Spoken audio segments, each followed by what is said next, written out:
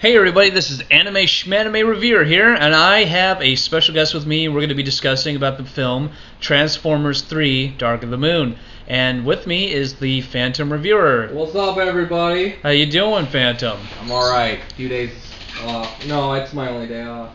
So I'm trying to enjoy whatever I can. You have to, man. These days are getting shorter and shorter. But this review is not. By the way, okay... I need you to do something for me. I need you to ask me certain questions about the film so that we can get it, I can get it out and it'll be pretty professional. You can start with the questions and I'll just tell you what I thought of it. Oh my god. What am I going to start with? Okay.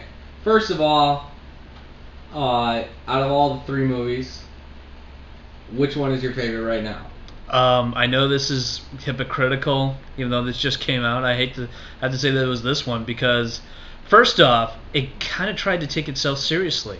I kind of appreciated that in some way or another because I was like, I know like the other two are kind of dopey in some way. I mean that's part of the charm of the Transformers and everything. They're kind of one-liner kind of like characters and everything, and they battle each other. Yeah. But this one, I don't know. I really loved how they tried to take it seriously, but still kind of give it a little bit of a charm and kind of give it more of emotion than in the last two films, where it just seemed kind of fake emotion that was going into the film. Like like when they're in danger, you feel like you kind of unintentionally laugh because it looks so terrible. Yeah. But with this one, it actually was trying to be take Transformers seriously. And Which is a hard concept now today, like giant robots. Take that seriously, right? Taking that seriously is a bit difficult now these days, but with this film, they tried to give the characters a little bit more of an emotional... More depth, more emotion. Like, you can actually give a damn about whether they died or not. And I think that's great. That's for sure, because I was kind of pissed off at a few deaths in that movie. Oh, we'll get more into that, definitely. I have a few complaints myself. We're not going to spoil it. Oh, we're not? Oh, okay. But I'm just saying, like, there were a few characters I was upset that died, even Decepticons. Yeah. I really think some Decepticons should have lived. I mean, granted, it is a third film, and it could be the last one, but you never know. That I hear there's a fourth one in the making or talks right now. And I have a feeling I know how that's going to go But down. it didn't... Alright, let me ask, It seemed like we just seen this movie before, though, because... Oh, yeah. Didn't you... Alright, like, explain, what do you think you... Like, Return of Megatron, every movie he returns... Or... He's, like, either damaged or he's frozen in the first one. Mm-hmm. Comes back. And then killed. Then he's dead in the second one, comes back, and he gets blasted his face off. In this one, it just seems like Megatron didn't have much. No, it's like he was in the background where, as in the new guy was, I don't want to spoil anything, but he kind of took control of Megatron, was like, I thought we were going to do this together. No, you betrayed me, but that's okay. I'm sure they'll still think of Megatron as their leader. Right? Alright. But you have a good point. Like, it's kind of like, it's like a theme with this movie, or these movies. Or Michael Bay just is running out of ideas. I wonder if he's kind of the person who actually either does take the advice of the fans, and I think he did for this one, where it didn't have... Oh, no, I agree. Yeah, he's done some things in this one where I think fans have said, like, don't do this, don't do that. And he kind of followed it through. He didn't have too many dopey jokes. The action was pretty damn good and triumphant. A lot more epic in, like... It was dramatic, but they contained that. It didn't go overboard or anything. Sure, it was, like, usual Michael Bay explosions and everything, but... Michael Bay explosions! Explosions! But this time around, it was a little bit more better. Like the scoping and the way that everything was shot was done beautifully, and I have to agree that the explosions and everything was done in a very poetic, chaotic kind of way, and just the flow of it. The story was not boring. There was never really a dull moment for me, anyway. Well, yeah, I will explain mine later. Okay, but. Other than that, I don't know. I think it was a little more of the more mature Transformers film. I agree. It was more of adult orientated. Yeah. And it treated its audience. It didn't like try to sugarcoat anything. It didn't try to water down anything. It basically gave us a Transformers movie that we can just sit back and not feel insulted by intelligently anyway. And I felt like, I was watching a very well made, Transformers film, and I was happy once I came out. I was like, damn, that was good. It wasn't hokey as much as the second one, but yeah, I'm gonna have to say I like this one the best. And I don't know. I mean, I didn't have any quarrels with it really. All right. Next question is, what about? This is really hard to just ask you questions because I can't really just ask you. Oh, go ahead, man. Anything will be fine. I don't care. What? This was a pet peeve of mine, but what did you think of Shockwave, in the movie? Okay, I mean, I love the design of Shockwave. I thought he looked resembled... He looked like his original. At least, cartoon version. Oh, yeah. Just be honest with me. Okay. How disappointed were you when the fact that he didn't really have a line, and he only showed up for a few scenes, and he didn't even transform? He was just riding that giant magical worm monster. The tentacle creature. Where did that come from? I think he built that. I think the only problem I have is where are these things hiding? How come this thing wasn't brought out before? Where did Shockwave come from? How come he just comes out of nowhere? If Megatron just explained oh, I called Shockwave from Cybertron to give me a hand. I think that might have been exactly it. Dude, that would have just been better. But seriously, better explained. What was your take on it? What was the fact that you thought? I was just happy that visually they did a good job with him. I thought he looked really badass, and every time he came on, I was really excited because I'm like, okay, what is he gonna do next? But you're right. Not much. Well, yeah, sadly, but you know what? No, go on. I will explain. Okay, later. The only thing I really was disappointed. I don't want. This is a spoiler, for anybody who doesn't want. We're not much of spoiler Not fans. really, but I'm gonna try not to do as much though. The thing that I thought was kind of sucked is that the United States military took down Shockwave with no problem.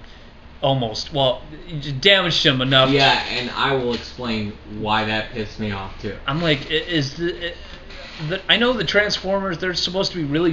I mean, I know they're not immortal or anything like that. I don't think a human should be able to take down a leader. I mean, you gotta have some really good firepower if you're gonna do that. Especially with Shockwave, he has the tentacle thing going around. That was taken out. Yeah, it was taken out, but it was taken out in a reasonable way. But other than that, I guess I was kind of disappointed, but at the same time, I don't know. I really enjoyed the scenes that he was in. I was happy he was in them. I was just happy he was at least in the movie. Oh yeah, that is one thing. Or if they only had one scene with him and he just disappeared, we never saw him again, I would have been more pissed. Okay. That would have been. That's how I felt with Soundwave in the sequel. I'm like, yeah, all right, we got Soundwave. And what's he gonna do? He's all like, hey, go down there, get Megatron, and I'll chill up here and watch some, satellite porn. Oh, I love my tentacle porn. I love the Ford Focus. And then he's just checking out other cars. Yeah, look at that Hummer. That's what I want. But it's. I really was pissed off. But I was happy. 2. But I was happy he had more lines in this one, and he actually had more things to do. And bringing in Laserbeak. And Laserbeak, my God! Laserbeak. What a fucking ridiculous character. And it looked in that movie. No, Laserbeak, understand. He was he's a cool he's an assassin, but to get information, yeah, like in the cartoon. But in the oh God, keep talking about your stuff. I have so much to say. All right, well I had a good time with it. All I gotta say is that there were some scenes that seemed kind of rushed, but you know what? I kind of forgave it, and I am a little disappointed what happened to Starscream because he was my favorite. Yeah. All right. I'm gonna ask you this. Okay. I'm gonna ask you that question. How pissed off were you when you saw Starscream get taken down, but not by Transformer, not by an Autobot, not by a giant weapon that would destroy look how what's his name? The Constructicons got destroyed by the giant railgun. Yeah. That's understandable. That thing was huge. But how pissed were you when it was? All I can say, I felt the same way as I did in the 1986 film when Starscream got killed. Oh, I was pissed off at every fucking character that died in that movie. Soundwave was the only one the only one of the originals that didn't die, and he somehow still managed to stay a part of the Decepticon army. I don't know what else to say about that, but I'm like, I kind of saw it coming because I'm like, if they're gonna stay close to the, it seemed like they were trying to go for the '86 film in some way or another. It did seem like that a little bit in the tone because everyone was dying. How many minutes are we on? We're at like 10 minutes and 20 something seconds. Don't worry about it. It'll be okay. But yeah, I guess I was really upset, but I'm like, I have a feeling he'll come back eventually because they always do. All right. What did you think of the action in the Chicago scene? Oh, it was really well done, actually. It wasn't as chaotic as in the second one, but I knew what was going on in the second one. But for those who didn't know, who were not really fans of Transformers, they for the second one, of course, I understand them being pissed. But for this one, this is a lot more better because you know who's who and who's getting killed and everything. It's all explained, where they are, what's going on. I'd say the action was actually pretty decent. Sadly, I enjoyed the action more in the second one than in the third one, but the third one was still pretty. I think the third one's more. They had better shot scenes, and the 3D actually looked okay. What? Not too close. 3D wasn't really fantastic. Well, the first part when we see Cybertron. Yeah, Cybertron. That was pretty cool. I was excited when I saw Cybertron like that. That's what Cybertron should have looked like. Mm-hmm. They made it look like fucking giant spikes coming out of the goddamn ground. And then the first one, oh my god, you know what? It just reminded me of hell, basically. Like a robotic hell, but still Metallic not hell. the most fantastic thing. But all all right, what did you think of the human scenes, the human actors? Okay, first off, I don't know if I mentioned this before to anybody, but I hate the human characters. Sadly. Oh yeah, they're so annoying. I hate to say it, but they're really annoying. And if Michael Bay just focused more on the robots and just had the robots, no humans, maybe the military, that would be okay. I'll be okay with that because they're correlating with each other. But if it was just them working together to stop the Decepticons, this would have been a better movie. Or any of them would have been better movies. But it's okay.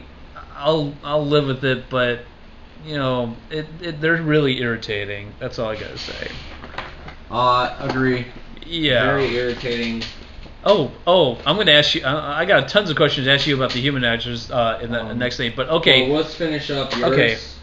For me, I enjoyed it. It's now one of my favorite movies because I think it's something that took the Transformers films and kind of took it seriously and didn't try to babble in it and fuck everything up like they did in the last film. But all in all, I had a good time, and it was probably one of the better times I've had at the movie with being with you guys and going to see it. It was great, man. Yeah. Yeah. It was a good movie. But it has its flaws. With many good movies, they have their flaws, but it's okay. I'll live with it. All right, so we're gonna start the second half. We're gonna start our interview with the Phantom Review and see what he thought of Dark of the Moon. All right, we'll be back.